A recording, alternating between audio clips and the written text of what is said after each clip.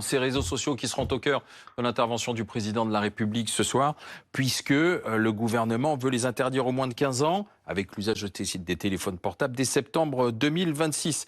Le texte doit être examiné à partir du 8 janvier, c'est ça, hein, Oui. Marie Chantré. On Donc veut le aller gouvernement vite. dit, on vous avait fait, enfin le président plutôt, et ce sera au cœur de ses vœux, j'ai fait une promesse, je veux qu'elle soit tenue. Oui, volonté d'aller vite sur ce sujet avec un projet de loi finalement très court qui sera déposé en Conseil des ministres en tout début d'année et discuté au Parlement dans la foulée. 2 articles seulement où l'on constate finalement que aujourd'hui les réseaux sociaux ont un effet néfaste sur nos jeunes, d'où cette volonté de les interdire aux moins de 15 ans dès la rentrée prochaine. Et ça va même plus loin puisqu'on souhaite interdire le portable au lycée. Il est déjà interdit au collège et évidemment à l'école primaire. On en reparlera sans doute de la difficulté d'appliquer cette interdiction. Ça va sans doute être d'autant plus compliqué au lycée, vu l'usage qu'ont aujourd'hui nos adolescents et tous en sont ou quasiment équipés.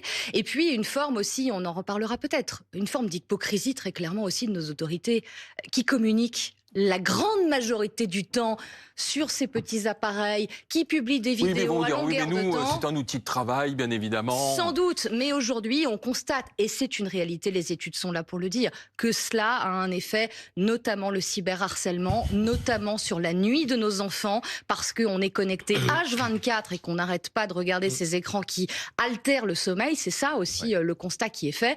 En tout cas, il y a une volonté très claire aujourd'hui de la part du gouvernement d'aller très vite sur ce dossier. On verra s'il y aura une unanimité. Et puis, il faut voir si au niveau européen aussi, parce que sans rentrer trop dans le détail et être technique, mais en 2023, un texte un peu en écho à celui qui est souhaité aujourd'hui avait été déposé et les autorités, les instances européennes avaient considéré que ça contrevenait, que ça allait à l'encontre des décisions européennes et ça n'avait pas pu aboutir. Donc là, on verra si tout cela est dans les clous. Fabrice, vous êtes spécialiste des réseaux sociaux, vous les avez étudiés, vous enseignez à Sciences Po. Je vais prendre une expression très caractérisée. C'est un fléau pour les jeunes, ces réseaux sociaux, ou pas? Pour les ados? Ça dépend de la façon dont on les utilise. Le vrai fléau, il est plutôt sur les filles et il est sur des comportements addictifs vis-à-vis de leur téléphone portable. On a, à travers les différentes études qui ont été faites là-dessus, repéré 2 points qui sont vraiment très problématiques. Le premier, c'est de se comparer aux autres. Et ça, c'est une démarche qui est quand même assez propre à l'adolescence et qui fait plus mal durant l'adolescence. Et les filles sont beaucoup plus portées là-dessus. Et puis l'autre, c'est quelque chose qu'on connaît tous dans le marketing, qui est le fear of missing out, qui est une stratégie marketing qui consiste à attiser la curiosité des utilisateurs en leur faisant croire que quelque chose va leur échapper s'ils ne sont pas sur les réseaux sociaux. Et ça a des impacts psychologiques. On a mesuré le temps moyen passé par justement les jeunes sur ces réseaux sociaux. Alors attendez, parce qu'on les voit là derrière vous, ces réseaux sociaux. On a Instagram, YouTube, WhatsApp, TikTok, WeChat, Snapchat, Messenger, Telegram, Facebook, ça commence à dater, c'est presque la préhistoire. Non, du tout, c'est un truc de province. Nous, Parisiens, on n'utilise absolument plus Facebook, mais en province, c'est totalement indispensable à la vie locale.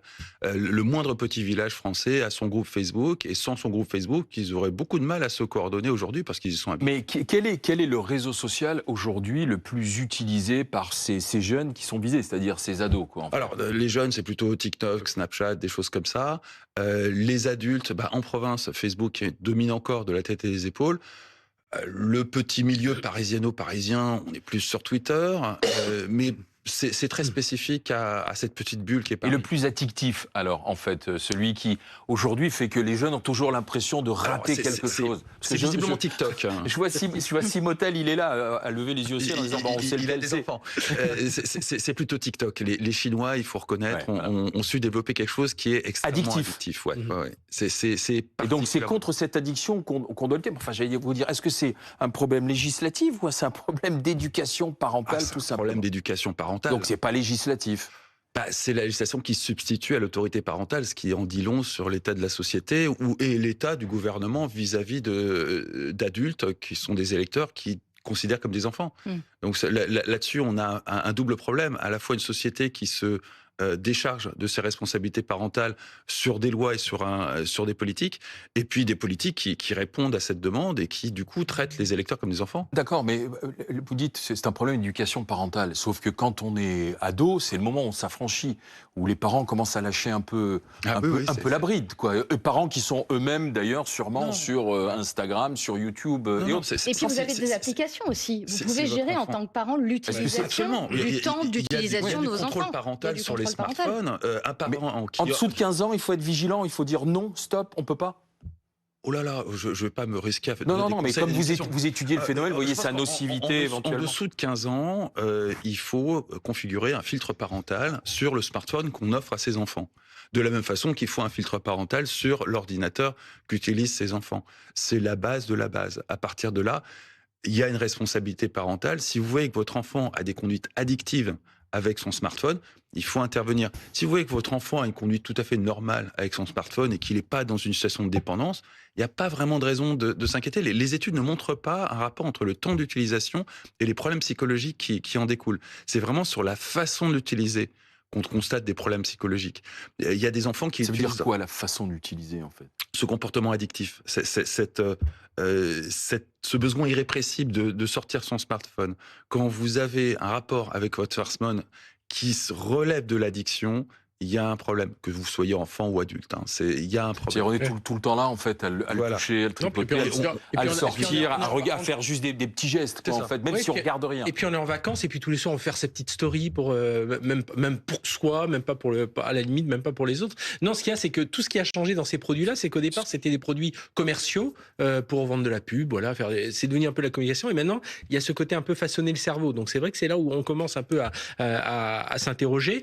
Après, il faut faire attention de trop réguler parce que et de bloquer, parce que tout ça fait partie, aujourd'hui le numérique fait partie de notre éducation. Donc on doit aussi, alors qu'on soit parent ou qu'on soit enfant, on doit aussi apprendre à vivre avec ces outils-là et savoir leur ça mauvais crée côté, des liens aussi, des outils de communication. Donc voilà, et c'est ça la difficulté aujourd'hui, parce qu'évidemment il y a ce côté addictif, création d'anxiété, manque de sommeil, et pour les plus vulnérables, hein, les histoires de cyberharcèlement. Mais de l'autre côté, c'est aussi un moyen de communication, c'est aussi un moyen d'information, hein, même si évidemment il y a des fake news, mais c'est là justement où il y a ce côté éducatif. Il faut leur dire attention, tout ce qui est sur les réseaux sociaux, c'est pas forcément vrai. Apprenez à diversifier vos informations. Enfin voilà, c'est vraiment un travail à faire, mais comme on l'a fait dans d'autres domaines, quand on se forme soi-même, qu'on apprend à peser le pour, le contre. Enfin, je veux dire, tous ces géants quand même des réseaux sociaux, ils savent aussi bien manier l'addiction,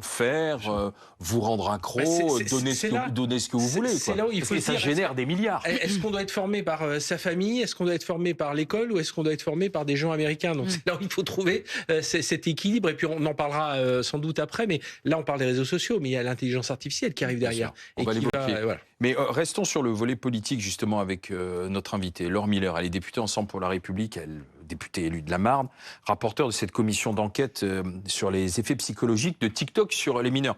Ça veut dire qu'aujourd'hui, c'est mesuré, on a vraiment des éléments tangibles sur cette addiction. Est-ce que ça provoque ?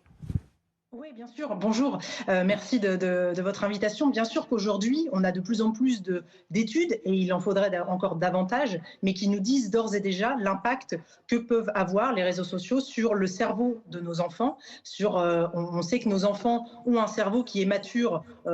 Certains disent même au-delà de 20 ans. Donc on sait très bien que le cerveau d'un jeune de 11 ans, 12 ans, 14 ans, 15 ans n'est pas en capacité d'appréhender autant de vidéos dans un temps si élargi, puisqu'on sait qu'il passe de nombreuses heures sur les plateformes. Ça, on sait que ça a un impact sur la capacité d'attention, de concentration de nos enfants. Et on sait aussi avec certitude que ça a un impact, on le mesure, sur le sommeil et la qualité du sommeil de nos enfants. Mais Madame la députée... Oui. Non, Madame la députée, maintenant, c'est savoir comment est-ce que ça va se traduire dans les faits, comment est-ce qu'on va concrétiser cette interdiction. Bien sûr, alors c'est toute la difficulté. Je suis d'accord avec vous sur le fait que inscrire dans la loi ne va pas du jour au lendemain rendre voilà, tous les enfants en dessous de 14 ans ou de 15 ans en l'occurrence complètement hermétiques au smartphone qui, comme vous l'avez dit à travers vos échanges, font partie de notre quotidien, le quotidien des parents et désormais le quotidien des enfants pour beaucoup d'entre eux. Donc ça sera sans doute difficile à mettre en œuvre à 100%. Mais moi ce que je dis, c'est qu'il vaut mieux aujourd'hui prendre des mesures aussi imparfaites soient-elles et qui pourront d'ailleurs évoluer favorablement et être résolu et en tout cas être rendu plus perfectible avec voilà, la technique qui va nous aider sans doute dans les mois et les années à venir, que ne rien faire parce qu'aujourd'hui, nous ne faisons rien alors que nous savons l'impact que ça a sur la jeunesse. Mais Madame la députée, à partir du moment où on dit on va l'interdire dans la loi, ça veut dire, un, qu'est-ce que je risque si je brave cette interdiction? Et deux, comment est-ce que vous allez mettre ça en place? Oui, bien sûr. Alors, j'ai des éléments pour vous répondre là-dessus. Déjà, le fait de l'inscrire dans la loi va donner une règle dans la société qui déjà n'existe pas aujourd'hui et qui va accompagner aussi les parents et les enfants eux-mêmes. Beaucoup de parents qu'on a pu rencontrer et que je continue à rencontrer nous disent « Nous, on est démunis parce que notre enfant réclame évidemment un smartphone et réclame l'accès aux réseaux sociaux et on n'a aucun argument pour lui dire non puisque tout le monde en a un autour de lui. La loi, ça va être un argument pour les puisqu'il n'y a pas gamins. d'interdiction inscrite. Donc ça, c'est le premier élément. Le deuxième élément, c'est qu'évidemment, l'idée n'est pas de sanctionner les enfants ni les parents, mais de sanctionner les plateformes. Ce qu'on demande et ce qui sera, si la loi est votée, inscrit dans la loi, c'est le fait que les plateformes devront empêcher l'accès aux réseaux sociaux pour les moins de 15 ans en mettant en œuvre une vérification d'âge à l'arrivée sur la plateforme. Donc, il faudra vérifier l'âge de la personne qui arrive sur la plateforme et que si elles ne le font pas, si elles ne se donnent pas les moyens de le faire, eh bien, elles seront sanctionnées par une amende qui sera à hauteur de, je ne sais pas ce qui est écrit dans le projet de loi du gouvernement, mais d'une partie de leur chiffre d'affaires pour qu'on puisse vraiment voilà, frapper au portefeuille de ces plateformes qui n'en ont rien à faire aujourd'hui de la santé physique et mentale de nos jeunes. Merci madame la députée. Merci je vous voyais sourire quand on parlait de cette inscription dans la loi, comment on va le mettre concrètement en œuvre, Fabrice. Oui, il y a une espèce de confusion entre la loi et les saintes écritures et un personnel politique qui considère qu'à partir du moment où un texte de loi est là, il va s'appliquer comme par miracle. Après, si on regarde un peu la situation de l'éducation nationale, le classement PISA, typiquement, il y a toute une section du classement PISA qui concerne la discipline en classe. On est dans les 3 derniers du classement PISA, qui concerne tout le CDE. Bon courage pour faire respecter cette interdiction au sein des classes, dans nos écoles. Ça ne se passera pas comme ça. Et il ne suffit pas d'un texte de loi. Quant à l'autorité parentale qui se décharge sur la force de la loi, est-ce qu'il y a vraiment besoin de commenter ça ? Il y a plus de 200 études qui ont été faites sur ce sujet, qui touchent plus d'1 million d'utilisateurs et qui sont assez unanimes sur ce qui peut être dangereux, ce qui ne l'est pas. Je pense que la science, même auprès des jeunes, est beaucoup plus un argument d'autorité que la loi votée par des politiques qui sont, excusez-moi, totalement hors sol. Qu'est-ce qu'un gamin de 14 ans va respecter ce que lui conseillent ses parents au prétexte on veut le protéger. d'un texte de loi. Ce qu'on veut, c'est on veut le protéger, on veut le tenir à l'écart de certains contenus on veut et décharger d'une de addiction. l'autorité parentale des parents qui sont considérés comme des gamins par le gouvernement lui-même. On est dans une infantilisation générale de toute la chaîne, j'ai envie de dire de commandement, mais enfin en tout cas d'autorité entre gouvernement, parents et enfants. Il y a un moment, si on décrédibilise à ce point le rôle des parents, il ne faut pas s'étonner des conséquences. Ce n'est pas un texte de loi qui va changer quoi que ce soit. Ce qui est listé aussi dans le document, dans ce projet de loi, ce sont évidemment des problématiques liées au cyberharcèlement, aux altérations du sommeil, on en a parlé, mais aussi à l'exposition de contenus inappropriés.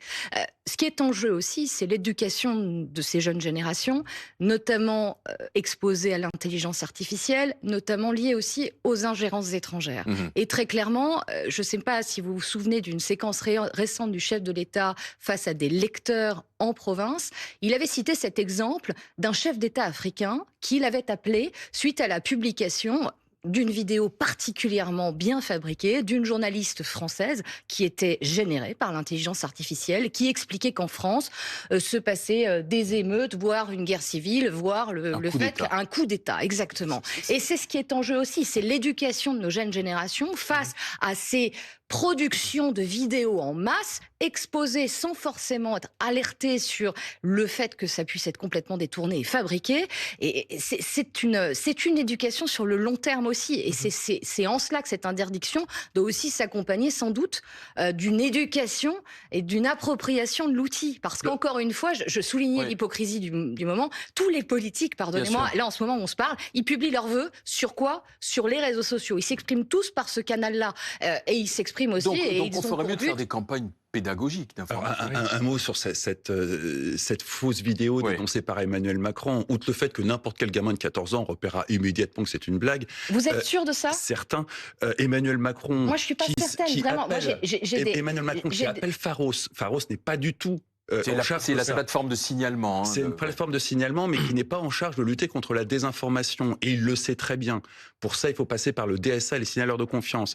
Pharos, qui n'arrive pas à faire retirer le contenu, et c'est normal, hein, parce qu'il ne contrevient pas aux règles que font appliquer Pharos. On est face à une opération de communication assez grossière, reprise en cœur, pour relayer un message gouvernemental, mais en aucun cas, le moindre gamin ne va croire un instant à une telle vidéo. Je suis moins certaine que vous, pardonnez-moi. Mais la vidéo était quand même émise par quelqu'un qui s'affichait comme professionnel pour faire des fausses vidéos par intelligence artificielle, donc qui se visait de remonter la source pour voir qu'à l'évidence, c'était une blague. Est-ce que Marie a raison ? Est-ce qu'à 15 ans, on remonte la source ? Beaucoup plus qu'à 40. On remonte la source. Bien plus qu'à 40 pour ce genre de truc. Mais on ne se laisse pas avoir. En Australie, ils ont déjà commencé. Hein, ils ont déjà... Alors, tous les comptes, ils ont demandé aux plateformes et Facebook s'y est mis. Ils l'ont fait sur Instagram, sur Thread aussi, l'un des fils de Facebook, de Meta, où là, tous les comptes de jeunes qui ont déclaré leur date de naissance inférieure à 16 ans, supprimés. Et puis, dès qu'on veut créer un compte, aujourd'hui, il faut montrer patte blanche. Alors, c'est soit du scan facial, bon, ça a été mis en place pour les sites pour adultes. Oui, c'était mis en place pour les sites pour adultes. Oui, là, en France. Hein, voilà. Alors, donc, on y arrive pour les sites pour adultes. Faut vous regarder pour avoir fait des tests, on voit bien qu'on arrive quand même à accéder à des contenus assez facilement. Après, peut-être aussi au rôle des parents par la suite d'aller voir l'historique de leurs enfants. Alors voilà, ça fait encore partie de l'éducation. Mais en tout cas, en Australie, ils ont commencé à faire ça. Et puis, je reviens aussi sur une chose. Nous, on est en train de décider ça en France, mais il faut qu'il y ait une harmonisation européenne aussi. Parce que là aussi, on a un souci. On va pas vivre chacun à sa vitesse, à la vitesse de son pays sans vivre. On est quand même en Europe. Alors là-dessus, le Premier ministre espagnol a été assez clair. Il compte porter au niveau européen une loi qui obligera les utilisateurs de réseaux sociaux à décliner leur identité, ce qui va avoir des bouleversements majeurs. Je pense typiquement le devoir de réserve pour tous les agents de la fonction publique n'est évidemment pas appliqué. Sous pseudonymat, vous avez tous les jours des profs qui dénoncent leurs conditions de travail, des policiers qui font de même. Tout ça, terminé. Absolument terminé. Devoir de réserve.